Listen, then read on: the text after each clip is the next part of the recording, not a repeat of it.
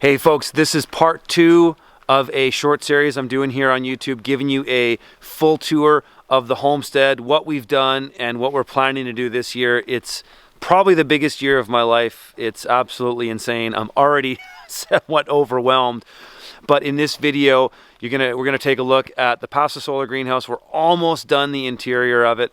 We're gonna look at some of the nursery stuff that I started for the gardens for this season, and we're going to take a look at the power system. So if you want to see all of these detailed videos, I am daily vlogging again as the season is finally coming around, as the snow is melting. So all these daily vlogs will be up at fromthefield.tv. Enjoy this one.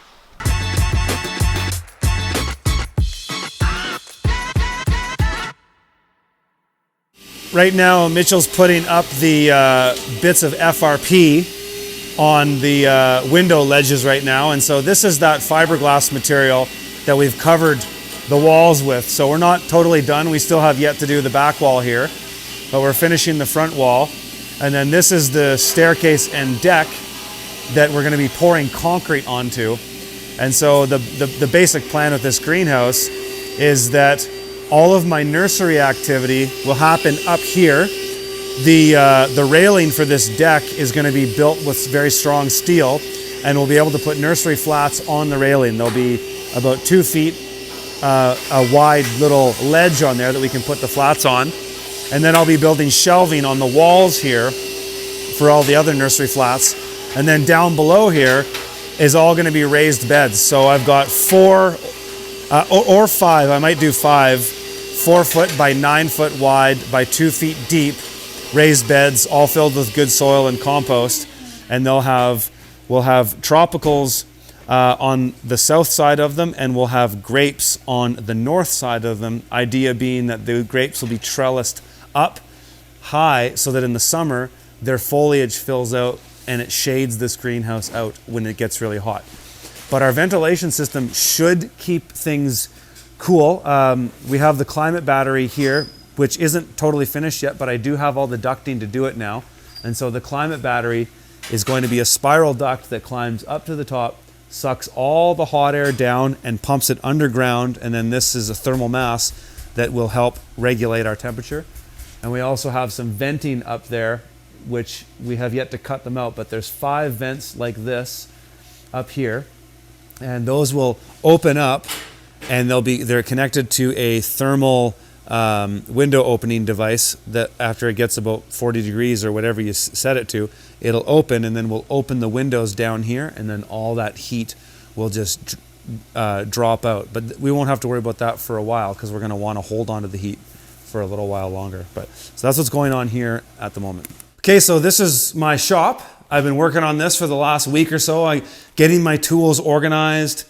Not fully organized yet, but it's functioning. I got my stuff getting into its place. I've got these mobile cabinets, which have been really handy because I can utilize some of the space behind them to store things, and I can move them out if I need another surface to work on.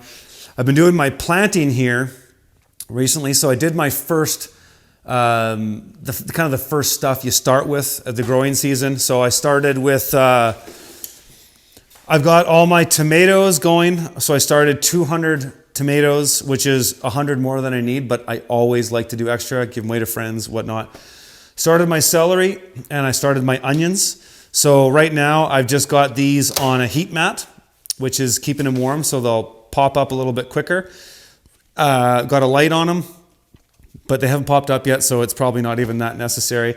And you might wonder why the hell I have my flats stacked like this.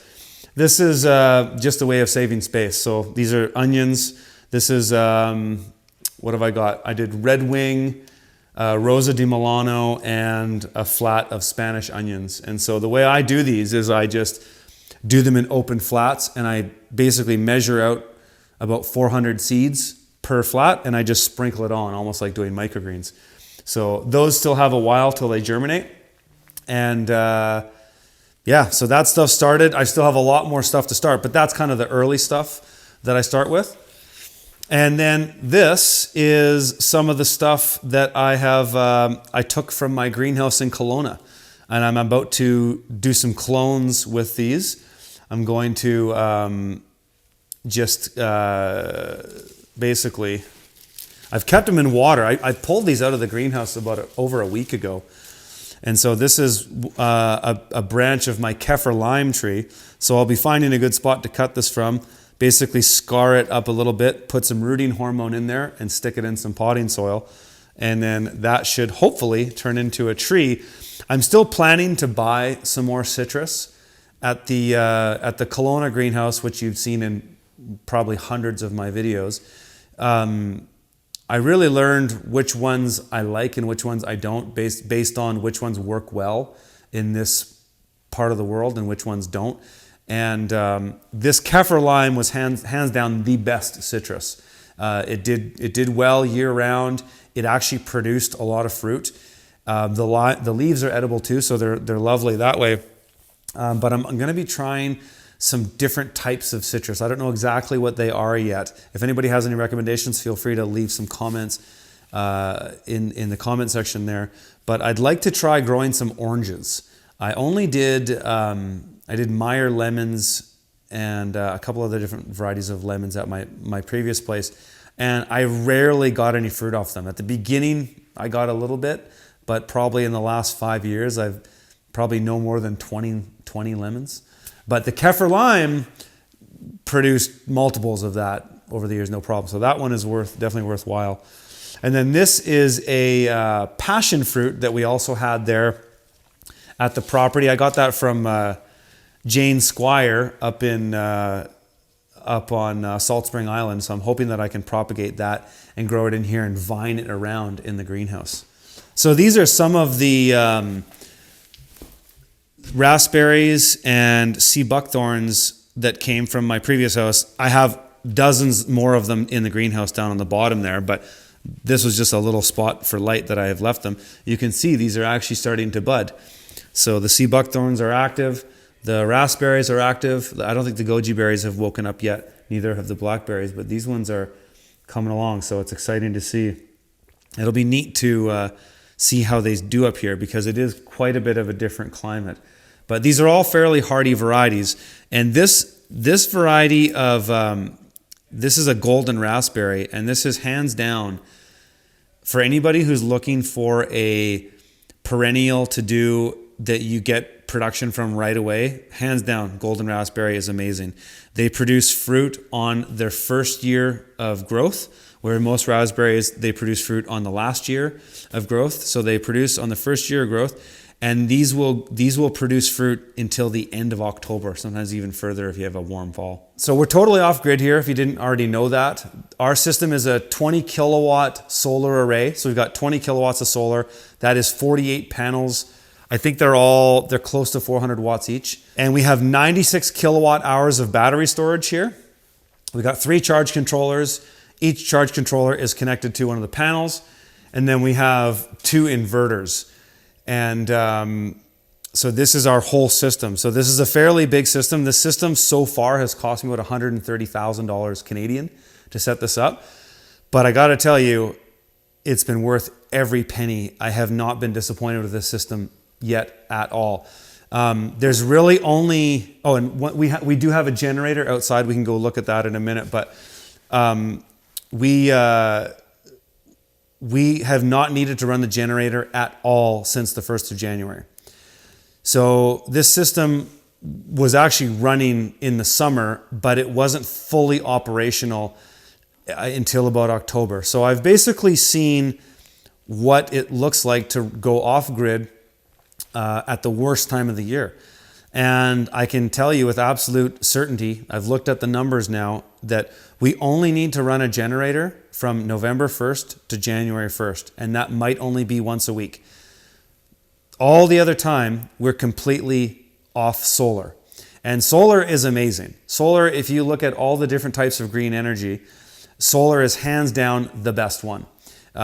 Wind is a total nothing burger. I've crunched the numbers on wind, and we do have 2 wind turbines here that came with the previous system, and they are insignificant. Even if they run all night at the coldest time, darkest time of the year, it's insignificant to what solar can do. Even right now, at this very moment, I'll actually, in real time, I can tell you it's very cloudy. It's been pretty much socked in all day.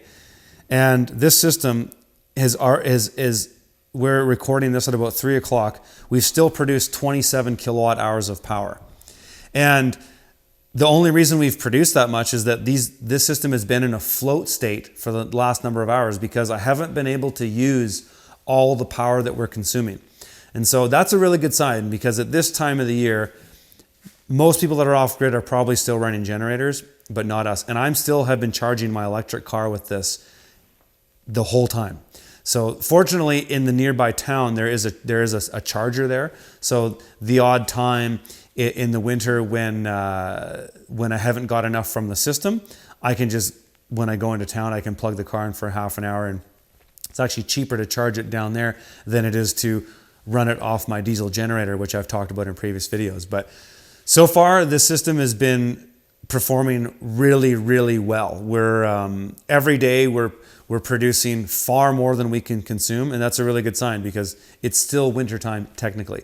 Once we're into April, May, June, July, and summer, we won't even be able to use a quarter of the power that we're producing. And so my problem is figuring out what I'm going to do with that water. One of the things that I'm going to do with that water is, or I said water, what I'm going to do with that energy, is I'm going to pump water. That's why I said water. So I'm going to be building a series of dams on this property in the long term. I don't know if we'll get to it this year, but I have 3 dam sites I could build. One I've talked about in previous videos, and we'll go and look at that shortly. And I have 2 other sites on the northeast side of the property, and then down below that, about another 100 or 50 feet below that. So there's going to be a series of swale and water catchment areas that direct water into those dams. And then during summer, with all the excess electricity, we'll be pumping that water uphill to run it downhill and create sort of a water system on this property that gives me large deposits of water in multiple locations, which is part of a greater fire suppression strategy. Because I do have a well here. We have a well that's very productive. We get 10 gallons a minute, and it's independent of the weather because it's 400 feet underground. And that's great. But if we were in a fire situation where there was fire coming from different directions, I would want to be able to have independent water areas that I could just throw pumps into a pond and pump from. And so that's kind of the plan in the medium to long term. But I'm not totally sure that we'll get to that this year.